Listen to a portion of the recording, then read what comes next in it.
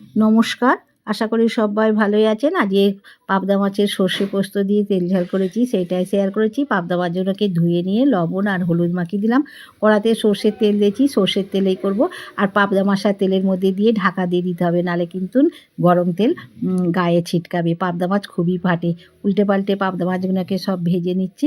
আর ভালো লাগলে চ্যানেলটিকে সাবস্ক্রাইব করবেন, লাইক করবেন, শেয়ার করবেন, কমেন্ট করে জানাবেন কেমন হয়েছে। পাবদা মাছ ভেজে তুলে নিয়েছি। কড়াতে সর্ষের তেল দিয়ে কালো জিরে ফোড়ন দিলাম আর সর্ষে পোস্ত কাঁচা লঙ্কা বাটা দিয়ে নেড়ে জল ঢেলে দিলাম পরিমাণ মতন। ঝোলটা ফুটে উঠেছে, স্বাদ মতন লবণ দিলাম। এবার পাবদা মাছগুলোকে দিয়ে অল্প ফুটিয়ে নামিয়ে নেবো। বেশিক্ষণ ফুটালে কিন্তু পাবদা মাছগুলো ভেঙে যাবে। পাবদা মাছ খুবই নরম। ওপর দিয়ে কাঁচা সর্ষের তেল দিলাম আর ধনেপাতা ছড়িয়ে নামিয়ে নেবো। কাঁচা সর্ষের তেল দিলে টেস্টটা আরও দ্বিগুণ হয়ে যায়। হয়ে গেল আমার পাবদা মাছের সর্ষে পোস্ত দিয়ে তেল ঝাল। আশা করি আপনারা প্রথম থেকে শেষ পর্যন্ত দেখলেন সর্ষে পোস্ত দিয়ে পাবদা মাছের তেল ঝাল। আবার কোনো রেসিপি নিয়ে দেখা হবে। ততক্ষণে সুস্থ থাকবেন, ভালো থাকবেন, অবশ্যই পাশে থাকবেন। নমস্কার।